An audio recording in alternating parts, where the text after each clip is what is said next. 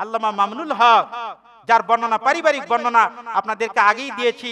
8 বোন 5 ভাই, প্রত্যেকেই কোরআনের হাফেজ, পরিবারের 70 জন মানুষ কোরআনের হাফেজ। শুধু তাই নয়, এই বাংলাদেশে সর্বপ্রথম বাংলায় যিনি সহিহ বুখারীর যিনি অনুবাদ করেছেন, সহিহ বুখারীর যিনি বঙ্গানুবাদ করেছেন, তিনি হলেন শাইখুল হাদিস আল্লামা আজিজুল হক রাহিমাহুল্লাহ। দ্বীনের জন্য কত খেদমত, কত মেহনত তিনি করে গেছেন। আজকে শাইখুল হাদিস ইবনে শাইখুল হাদিস আল্লামা মামুনুল হকের মাহফিল বন্ধ হয়ে গেল। ইনি তো এই দলের লোক না। যদি আল্লাহ পাক জিজ্ঞেস করেন কি জবাব দেবেন? আমরা রাজনৈতিক কারণে বিভিন্ন রাজনৈতিক যারা বক্তা রয়েছেন তাদের যখন মাহফিল বন্ধ হতো, সাইদির যখন মাহফিল বন্ধ হতো, আমরা ঠিকই হয়েছে, জামাত ইসলাম করে মাহফিল বন্ধ করে ঠিকই হয়েছে। তারপরে মিজানুর রহমান আজহারির মাহফিল বন্ধ হয়ে গেল, মানুষ এগুলো ঠিকই আছে, এর নতুন আসে আবার আমদানি শুরু করে দিয়েছে, এটাও ঠিকই হয়েছে। আমির হামজার মাহফিল বন্ধ করে ঠিকই হয়েছে, এ গরম গরম কথা কয়, বয়স কম, ঠিকই হয়েছে। এবার দেখেন আজকে আলেমদের মধ্যে বড়ই দুর্ভাগ্য যে আলেমদের মধ্যে একতা নেই। তার অন্যতম কারণ হলো এই জাগতিক বিষয়গুলো নিয়ে আজকে আমরা বিভিন্ন সময়ে আমরা হিংসা বিদ্বেষ নিয়ে আমরা চলাফেরা করতেছি। আজকে দেখেন বাংলাদেশের বিভিন্ন জায়গায় ওয়াজ মাহফিল হয়, সেখানে 144 ধারা জারি হয়। ওয়াজ মাহফিলে 144 ধারা জারি। কিয়ামতের দিন আল্লাহ রাব্বুল আলামিন যদি জিজ্ঞেস করেন, আমার বান্দা আমি তোমাকে ক্ষমতা দিয়েছিলাম, আমি তোমাকে দায়িত্ব দিয়েছিলাম, সম্মান দিয়েছিলাম, কি কারণে এই কোরআনের একটা মাহফিল তুমি বন্ধ করে দিলে? এখানে দুইটা হক নষ্ট হয়। এক নম্বর হলো হকুল্লাহ, আল্লাহর হক।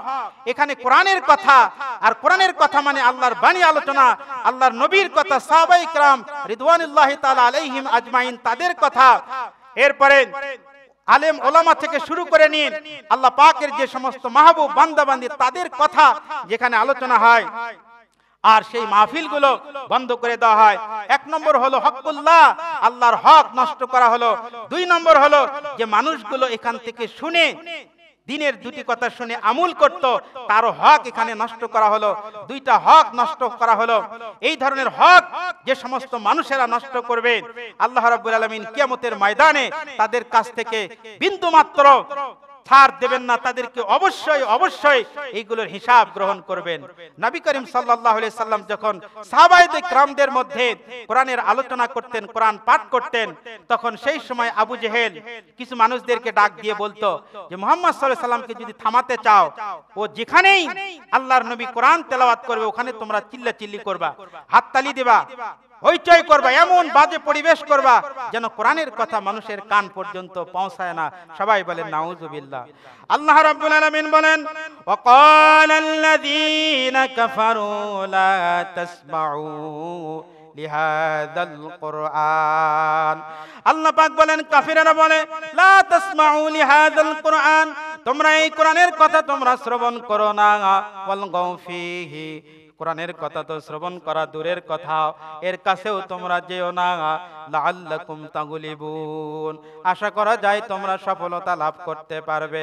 আল্লাহর নবী যেখানে কোরআন তেলাওয়াত করতেন, সাহাবায়ে কিরামদের মাঝে যেখানে দ্বীনের কথাবার্তা আলোচনা করতেন, সেখানে আবু জেহেল আর তার অনুসারীরা এই ধরনের কাজ কর্ম করত। আজকে দেখেন পৃথিবীর বিভিন্ন জায়গায় বিভিন্ন অনুষ্ঠান চলে, গানের অনুষ্ঠান চলে, নাচের অনুষ্ঠান চলে, যাত্রা চলে, সিনেমা চলে, কোন জায়গায় 144 ধারা জারি করার প্রয়োজন হয় না। কোরআনের কথা যেখানে আলোচনা করা হয়, বিভিন্ন ইস্যু দিয়ে মাহফিলগুলো বন্ধ করে দেওয়া হয়। যারা এই সমস্ত কাজকর্মগুলো করে, আল্লাহ পাক যদি তাদেরকে ডাক দিয়ে বলেন বান্দারা কেন এই মাহফিলগুলো বন্ধ করে দিলে? একটা মসজিদের উদ্দেশ্যে, একটা মাদ্রাসার উদ্দেশ্যে যদি একটা মাহফিল হয়, 2 লক্ষ 3 লক্ষ 4 লক্ষ 5 লক্ষ টাকা আদায় হয়ে যায়। হয়তোবা মাহফিল করার জন্য 1 লক্ষ টাকা খরচ হয়ে গেছে, তাও তো 3 লক্ষ বা 2 লক্ষ টাকা ওই প্রতিষ্ঠানের মসজিদ বা মাদ্রাসার একটা বাৎসরিক আয় হয়। এই আয় রোজগারের পথ তুমি বন্ধ করে দিলে, আমার দ্বীনের একটা প্রতিষ্ঠানের আয় রোজগারের পথ বন্ধ করে দিলে। বান্দা তোমার উদ্দেশ্য কি ছিল? কি কারণে তুমি এই কাজটা করেছ? যদি আল্লাহ পাক জিজ্ঞেস করেন কি জবাব দেবেন? আমরা রাজনৈতিক কারণে বিভিন্ন রাজনৈতিক যারা বক্তা রয়েছেন তাদের যখন মাহফিল বন্ধ হতো, সাইদির যখন মাহফিল বন্ধ হতো, আমরা ঠিকই হয়েছে, জামাত ইসলাম করে মাহফিল বন্ধ করে ঠিকই হয়েছে। তারপরে মিজানুর রহমান আজহারির মাহফিল বন্ধ হয়ে গেল। মানুষ এগুলো ঠিকই আছে, এই নতুন আসে আবার আমদানি শুরু করে দিচ্ছে, এটাও ঠিকই হয়েছে। আমির হামজার মাহফিল বন্ধ করে ঠিকই হয়েছে, এ গরম গরম কথা কয়, বয়স কম, ঠিকই হয়েছে। এবার দেখেন আল্লামা মামুনুল হক, যার বর্ণনা পারিবারিক বর্ণনা আপনাদেরকে আগেই দিয়েছি, 8 বোন 5 ভাই, প্রত্যেকেই কোরআনের হাফেজ, পরিবারের 70 জন মানুষ কোরআনের হাফেজ।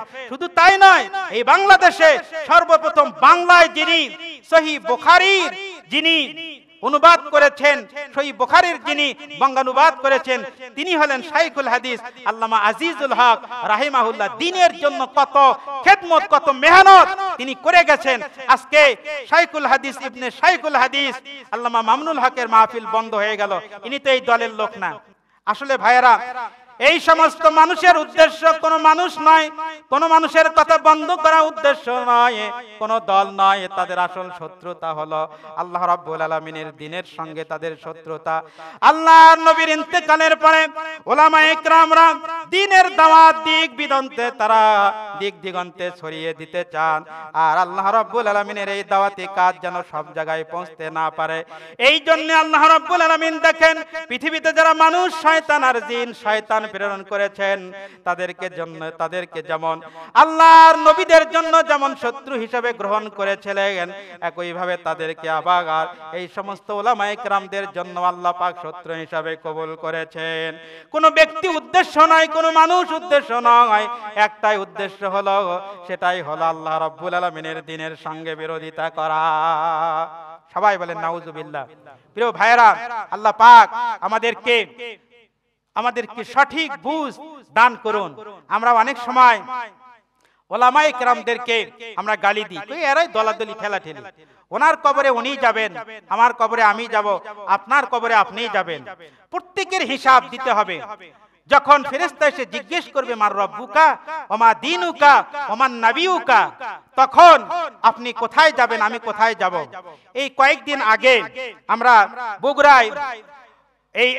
বগুড়া জেলার যারা মুফাসসির, তারা একটা অনুষ্ঠান আমরা করতে চাচ্ছিলাম। হঠাৎ করে প্রশাসন বলল যে এটার অনুমতি নেই, এটা করা যাবে না। তখন তো সমস্ত উলামায়ে কেরামদের মধ্যে, মুফাসসিরদের মধ্যে অনেক দুঃখ যে আমরা একটু কিছু কথা আলোচনা করব, এই রবিউল আউয়াল মাসে রাসূল সাল্লাল্লাহু আলাইহি ওয়াসাল্লামের জীবনী নিয়ে আলোচনা করব, এটা করতে দেওয়া হচ্ছে না। সবাই তখন খুব চিন্তায় পড়ে গেল। আমাদের সভাপতি সাহেব আব্দুল সালাম, পেশ ইমাম এবং খতিব ভাই পাগলা মাজার মসজিদ, উনি বলেন যে আমি দোয়া করলাম, আল্লাহর কাছে অনেক কান্নাকাটি করলাম। তারপরে বর্তমানে যিনি জেলা আওয়ামী লীগের সভাপতি মমতাজ, জেলা আওয়ামী লীগের সভাপতি মুজিবুর রহমান মুজনু, ওনার সাথে ওনার ভালো সম্পর্ক। উনি বললেন যে আমি ওনাকে বললাম যে স্যার, আপনার কাছে কোনোদিন কিছুই চাইনি, কোনোদিন কোনো বিষয়ে ধর্ণা দেয়নি, আজকে বড়ই বিপদে পড়ে গেছি, একটু আমরা আলেম ওলামারা নিয়ে এই এক ধরনের একটা আলোচনা আছে, যদি আপনি আমাদেরকে একটু সুপারিশ করতেন, একটু যদি আমাদের প্রতি একটু দয়া করতেন।